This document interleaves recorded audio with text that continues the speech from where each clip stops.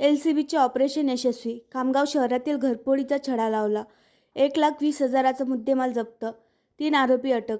खामगाव शहरात घडलेल्या घरफोडी प्रकरणाचा स्थानिक गुन्हे शाखेच्या पथकाने छडा लावत 1,20,054 रुपये किमतीचा मुद्देमाल हस्तगत केला असून 3 आरोपींना अटक करण्यात आली आहे. पोलीस अधीक्षक निलेश तांबे यांच्या आदेशावरून व अप्पर पोलीस अधीक्षक यांच्या मार्गदर्शनाखाली ही कारवाई करण्यात आली. दिनांक 29 ऑगस्ट 2025 रोजी शशांक पद्माकर देशपांडे राहणार केलानगर खामगाव यांनी शहरात पोलीस ठाण्यात तक्रार दाखल केली होती. 23 ते 27 ऑगस्ट दरम्यान त्यांच्या घरी अज्ञात चोरट्यांनी प्रवेश करून कपाटातील mobile, CCTV, DVR, dongle, laptop, चांदीचे दागिने, नाणे, व्यायामाचे डंबेल्स अशा एकूण 55,500 रुपयाच्या वस्तू चोरल्या होत्या.